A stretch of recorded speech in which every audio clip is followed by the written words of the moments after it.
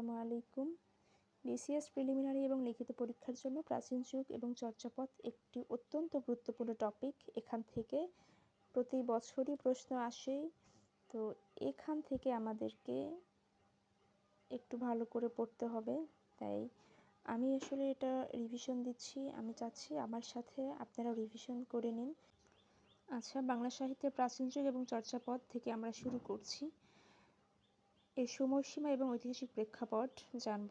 প্রাচীন যুগ মানেই হচ্ছে পাল এবং সেন আমল, এটা আমরা মনে রাখতে পারি।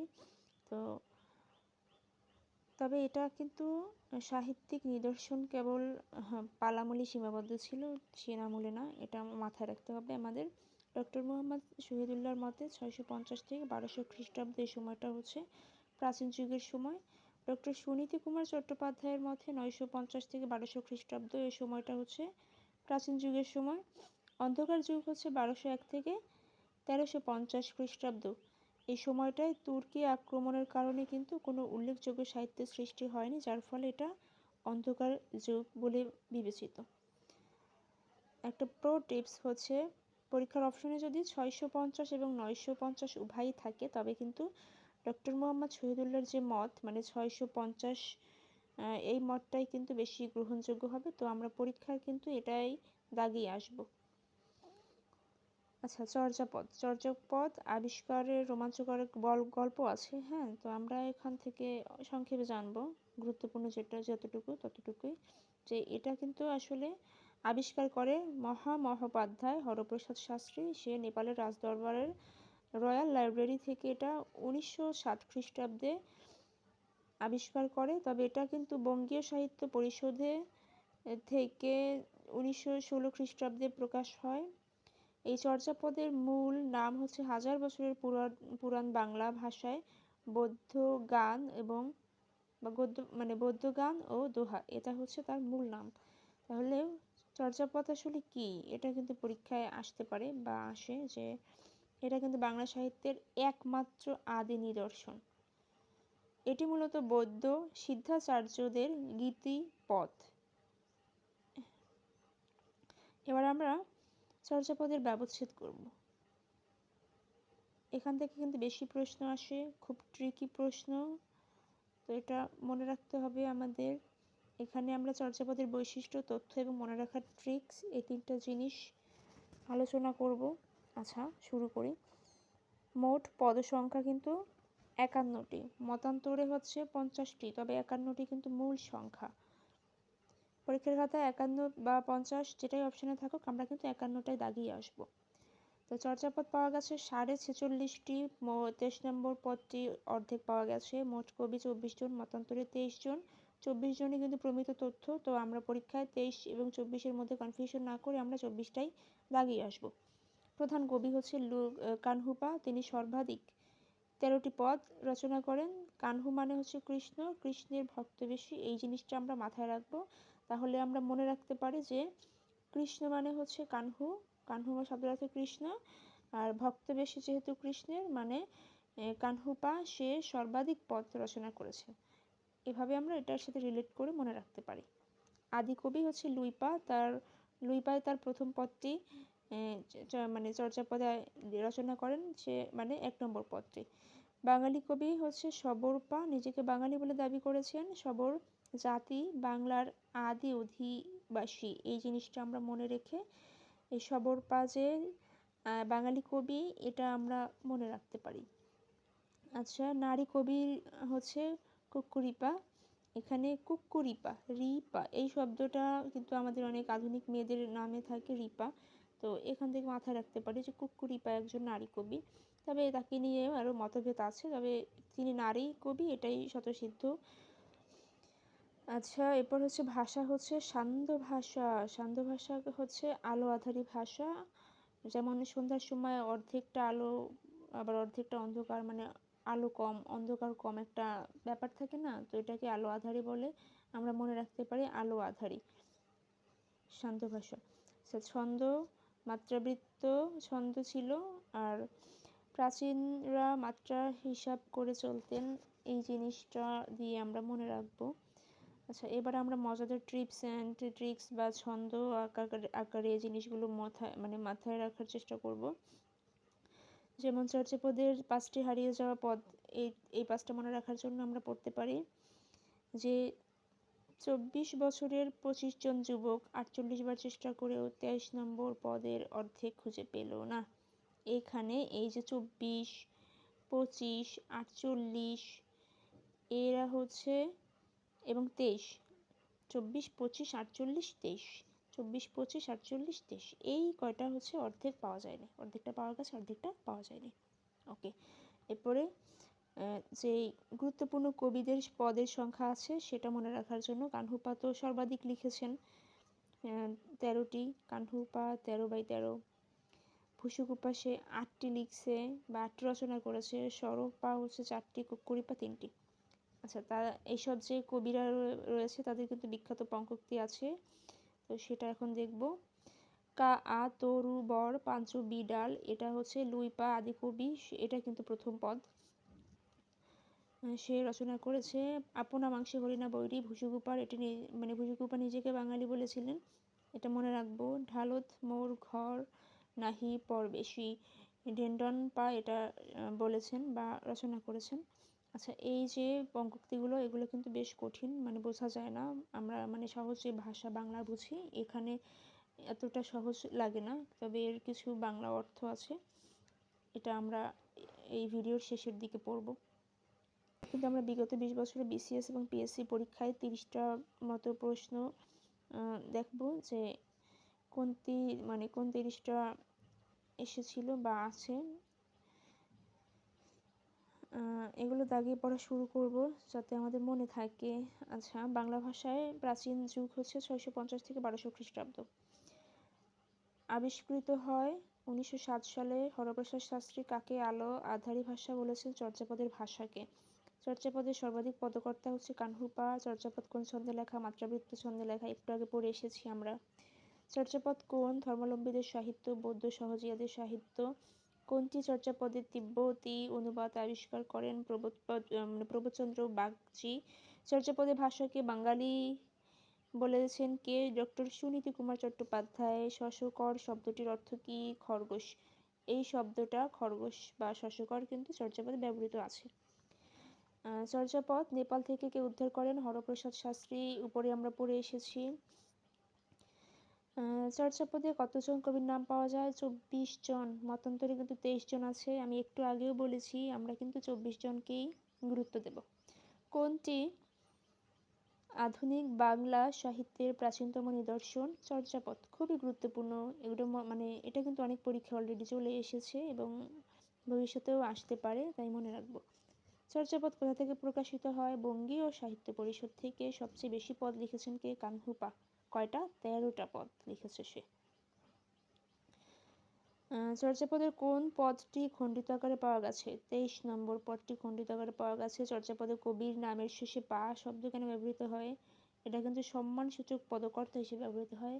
অনেকে কিন্তু বুঝি না আমরা আসলে শেষে কেন পা থাকে, যেমন কানহুপা, কানহু সাথে পা, আবার কুকুরিপা, সবরপা, এবার লুইপা, এইসব এই নামের শেষে কেন পা থাকে? এর মানে হচ্ছে সম্মানসূচক পদকর্তা হিসেবে পা থাকে। আচ্ছা, আপনা মাংসে হরিণা বৈরী, এর অর্থ হচ্ছে নিজের মাংসের জন্যই হরিণ নিজের শত্রু হয়। যেমন হরিণের মাংস কিন্তু জীবজন্তু মানুষ সকলের জন্যই কিন্তু অনেক সুস্বাদু, সবাই পছন্দ করে, তো যার জন্য কিন্তু হরিণকে শিকার করতে চায় সবাই তার মাংস খাওয়ার জন্য। সেজন্য কিন্তু এই লাইনটা দ্বারা এটা বোঝানো হয়েছে যে আপনা মাংসে হরিণা বৈরী, মানে নিজের মাংসের জন্যই কিন্তু হরিণ নিজের শত্রু।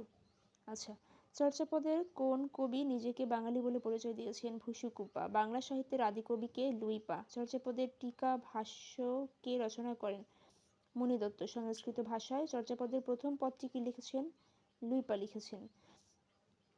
কোন শাসক গোষ্ঠীর আমলে চর্যাপদ রচিত হয়? পাল বংশে।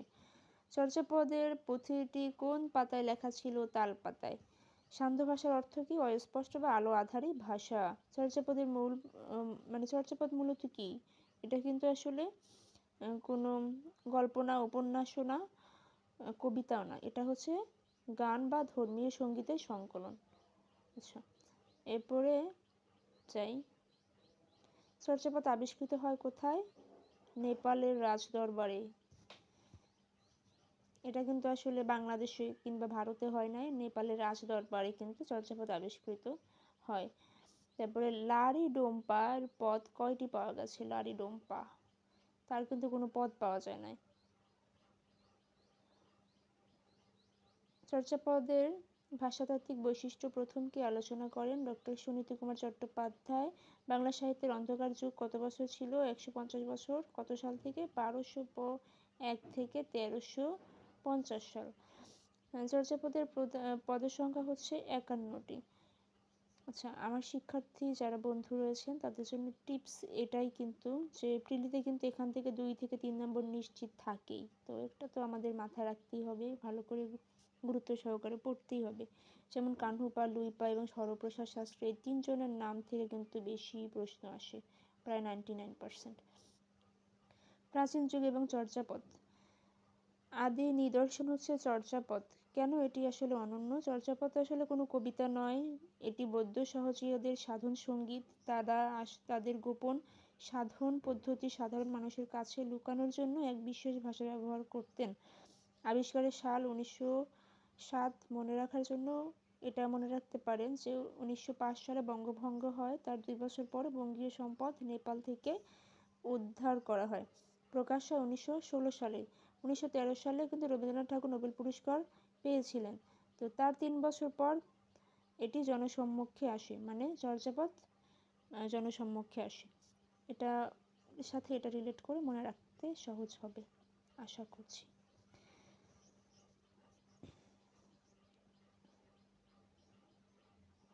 আচ্ছা, যে আবিষ্কার করছে তার নাম হচ্ছে মহামহোপাধ্যায় হরপ্রসাদ শাস্ত্রী।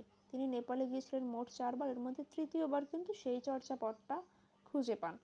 আচ্ছা, চর্যাপদের সান্ধ্য ভাষার পোস্টমর্টম করবো এখন। এখান থেকে কিন্তু প্রায় প্রশ্ন আসে, যেমন সান্ধ্য ভাষা কি? সান্ধ্য ভাষা হচ্ছে এমন ভাষা যা আলো আঁধারির মতো, অর্থাৎ যা অর্ধেক বোঝা যায় আর অর্ধেক বোঝা যায় না। রূপক অর্থে কিন্তু চর্যাপদের প্রতিটি পদের 2টাই অর্থ থাকে, যেমন একটা হচ্ছে বাহ্যিক অর্থ আর একটা হচ্ছে গুরু অর্থ। যেমন মাছ ধরা, হরিণ শিকার, নৌকা চালানো, এগুলো হচ্ছে বাহ্যিক অর্থ। তো গুরু অর্থ হচ্ছে মানুষের দেহের ভেতরে ষড়যন্ত্র ভেদ করা বা নির্বাণ লাভ করা, এসব আর কি। আচ্ছা, 3, প্রধান কবিদের ইন ডেপথ অ্যানালাইসিস করব, মানে যারা যারা প্রধান কবি তাদের সম্পর্কে একটু জানার চেষ্টা করব। তাদের যে বলেছিলাম যে এই ভিডিওর শেষের দিকে আমি তাদের যে বিখ্যাত পঙ্কক্তি আছে সেগুলো একটু ব্যাখ্যা করার চেষ্টা করব, তো এখানে সেটাই হবে। আচ্ছা, আপনাদের যদি কোনো কোনো প্রশ্ন থাকে বা আমার আরও এখানে কোনো তথ্য সংযোজন করতে হয়, আমাকে অবশ্যই কমেন্ট সেকশনে জানাবেন। আমি চেষ্টা করব আমার ভুল ত্রুটিগুলো সংশোধন করার এবং আমার নিজেকে আরও ইমপ্রুভ করার চেষ্টা করব। তো আমার এই ভিডিওতে আমার কথার ফ্লুয়েন্টলি খারাপ হতে পারে বা আমার অনেক ভুল ত্রুটি আছে অবশ্যই, তো সেগুলো অবশ্যই ক্ষমাসুন্দর দৃষ্টিতে দেখবেন। চাইলে আমার গঠনমূলক সমালোচনাও ভিডিওর কমেন্ট সেকশনে করতে পারেন। আমি চাইবো যেটা আপনারা করেন তাতে অন্তত আমি চাই নিজেকে ইমপ্রুভ করার মতো কারণ খুঁজে পাবো। তো যাই হোক, বাকিটা আমি চেষ্টা করছি, আপনারা আমার জন্য দোয়া করবেন। পরবর্তীতে আর একটুখানি আছে, আমরা বাকিটা শেষ করে ফেলি। আচ্ছা, প্রধান কবিদের ইনডেপথ অ্যানালাইসিস করতে চেয়েছিলাম। এখানে লুইপা, তাকে আদিকবি বলা হয়, সে কিন্তু 1 নম্বর পদ লিখেছেন। সেই পদটি হচ্ছে কা আ তরু বর পঞ্চবি ডাল। এটা এর কা মানে হচ্ছে কায়া বা শরীর, শরীরকে তিনি গাছের সঙ্গে তুলনা করেছেন। গাছের যেমন 5টি ডাল থাকে, মানুষের শরীরও তেমনি 5টি ইন্দ্রিয় থাকে, চোখ, কান, নাক, জিহ্বা, ত্বক, এগুলো। তো কানহুপা আবার হচ্ছে প্রধান কবি, তিনি কিন্তু রেকর্ড ভাঙা পদ রচনা করেছে, একাই কিন্তু 13টি পদ লিখেছিলেন। তার চরিত্র হচ্ছে নিজেকে ডম্বীর প্রেমিক হিসেবে বর্ণনা করেছেন। এখানে ডম্বী কোনো সাধারণ নারী নন, বরং তিনি আধ্যাত্মিক শক্তির রূপক। ভুসুকুপা, যিনি নিজেকে বাঙালি কবি বলে পরিচয় দিয়েছেন, বাঙালি হওয়ার প্রমাণ কি তাহলে? তো প্রমাণ হচ্ছে তার এই পঙ্ক্তি যে আজ ভুসুকু বাঙালি ভৈলি। তিনি ডাকাতি হওয়া বা দস্যুতার রূপকে মানুষের মনের চঞ্চলতা বুঝিয়েছেন এই পঙ্কোক্তিতে। ওকে, বিখ্যাত উক্তি হচ্ছে তার আপনা মাংসে হরিণা বৈরী, হরিণ যেমন তার সুস্বাদু মাংসের জন্য শিকারী হয়, মানুষের রূপগুণ বা ধন সম্পত্তি তার বিপদের কারণ হয়। এই পঙ্কোক্তির ব্যাখ্যা হচ্ছে এরকম। আচ্ছা, পরবর্তীতে যাই। মানে এখান থেকে লিখিত পরীক্ষায় প্রায় প্রশ্ন আসে, যেমন চর্যাপদের সমাজচিত্র এসব নিয়ে। সমাজচিত্র কি দেখা যায়? দরিদ্রতা দেখা যায়, যাতায়াত দেখা যায়, বিয়ে, বিনোদন এসব নিয়ে কিন্তু মানে সমাজচিত্র দেখা যায় চর্যাপদে। দারিদ্র যেমন হারিত ভাত নাহি নীতি আবেশী, এই পঙ্কোক্তি দ্বারা কি বোঝায়? যে মানুষ না খেয়ে থাকতো, অভাব ছিল নিত্য সঙ্গী। যাতায়াত যেমন নৌকার ব্যবহার ছিল সবচেয়ে বেশি, পদের ভাষায় বলা হয় ডোঙ্গা। যৌতুক প্রথা ও ডোম চণ্ডালদের বিয়ের বর্ণনা পাওয়া যায় চর্যাপদে। বিনোদনের জন্য মানুষ পাশা খেলতো, গান নাচ করতো, এগুলোরও উল্লেখ পাওয়া যায়। আচ্ছা, এরপরে হচ্ছে গুরুত্বপূর্ণ 3টি ব্যাকরণিক এবং গুরু ব্যাখ্যা আমরা দেখব। যেমন ঢালত মোর ঘর নাহি পর বেশি, এটা বলেছে ঢেনটান পা। আক্ষরিক অর্থে টিলার ওপর ঘর, কোনো প্রতিবেশী নেই। গুরু অর্থে জিনিসটাকে দ্বারা বোঝায় সাধক যখন উচ্চ মর্গে পৌঁছান তখন তিনি সাধারণ মানুষ থেকে আলাদা হয়ে যান, তিনি একা, তার সাধনাও হয় একা। বুকত দুধ মজু ঘিউ না দুহা, এটা বলেছেন কুক্কুরিপ্পা। তার এই রচনায় এর অর্থ হচ্ছে স্ত্রী বলদ বা বন্ধ্যা গরুর কাছে দুধ বা ঘি আশা করা বৃথা। এটি দিয়ে সাধনার এক জটিল ধাঁধা কিন্তু বোঝানো হয়েছে। শাশু ঘরে ঘালি কোঞ্চা তাল, এটাও কিন্তু কুক্কুরিপার পদ। এইখানে যে শাশু, এই শাশু মানে কিন্তু শাশুড়ি নয়, এটি আসলে তার শ্বাস বা নিঃশ্বাসের একটা রূপক অর্থ, যেটা কিনা যোগ সাধনায় শ্বাস নিয়ন্ত্রণের প্রতি গুরুত্ব দেওয়া হয়েছে। এখান থেকে আমরা গত 20 বছরে যে 30টি প্রশ্ন এসেছে তার সেই প্রশ্ন এবং উত্তর দেখব। আচ্ছা, চর্যাপদের ধর্মমত কি? বৌদ্ধ সহজিয়া। এখানে এই বৌদ্ধ সহজিয়া কিন্তু সাধারণ ধর্ম নয়, মানে সাধারণ যে বৌদ্ধ ধর্ম আমরা জানি সেটা নয়। চর্যাপদে কোন লিপিতে লেখা? চর্যাপদ হচ্ছে কুটিল লিপি বা প্রাচীন বাংলা লিপিতে লেখা। হরপ্রসাদ শাস্ত্রীর উপাধি ছিল মহামহোপাধ্যায়। চর্যাপদের ভাষার সাথে কোন ভাষায় মিল আছে? অসমীয়, উড়িয়া ও মৈথিলি ভাষা, এই 3টা ভাষায়। চর্যাপদের পুঁথি কোন গাছের পাতায় লেখা? তাল পাতায়। কোন পশু বর্ণনা পাওয়া যায়? হরিণ এবং হাতির। আবিষ্কৃত হয় কোন দেশের রাজদরবার থেকে? নেপালের রাজদরবার থেকে। তিব্বতের অনুবাদ, মানে চর্যাপদের তিব্বতী অনুবাদ আবিষ্কার করেন কে? প্রবোধচন্দ্র বাগচি। ডক্টর মুহাম্মদ শহীদুল্লাহর মতে চর্যাপদের ভাষা হচ্ছে বঙ্গকামরূপী। চর্যাপদ কোন বংশের আমলে রচিত হয়? পাল বংশের আমলে। চর্যাপদের শেষের পদকর্তা হচ্ছে শেষ পদকর্তা হচ্ছে সরপা। আচ্ছা, কোন কবিটির পদ পাওয়া যায়নি জানি? লারি ডোম্পা। একটু আগে আমরা এগুলো পড়ে এসেছি, এখানে আমরা প্রশ্নগুলো সলভ করতে গিয়ে এগুলো আবার রিপিট হচ্ছে, আমাদের মনে থাকবে আশা করি এগুলো। চর্যাপদের পুঁথির নাম ছিল চর্যাশ্চর্য বিনিশ্চয়। খুব কঠিন নাম, একটু খেয়াল করে রাখতে হবে বানানগুলো। আচ্ছা, সবচেয়ে বেশি পদ লিখেছেন কানহুপা, 13টি লিখেছেন। চর্যাপদের কবিদের নামের শেষে পা কেন থাকে? সম্মান বা পদ শব্দের সংক্ষিপ্ত রূপ হিসেবে। পদের সংখ্যা হচ্ছে 51টি। বা চর্যাপদের ভাষা বাংলা, এটি বৈজ্ঞানিকভাবে প্রমাণ করেন আবার ডক্টর সুনীতি কুমার চট্টোপাধ্যায়। ওকে, চর্যাপদের প্রথম পদটিকে লিখেছেন লুই পাস সান্ধ্য ভাষায়। শব্দটির স্রষ্টাকে? হরপ্রসাদ শাস্ত্রী। চর্যাপদে কোন বাদ্যযন্ত্রের কথা আছে? ডমরু আর হচ্ছে বীণা। চর্যাপদের টিকা ভাষ্য কার লেখা? মণি দত্ত। কোন পদটি অর্ধেক পাওয়া গেছে? 23 নং পদ ভুসুকুপা।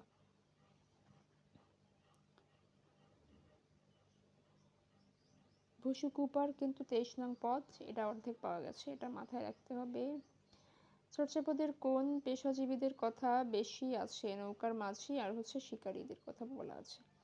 অন্ধকার যুগ 1350 খ্রিস্টাব্দ পর্যন্ত, 1201 সাল থেকে আমরা একটু আগে পড়ে এসেছিলাম।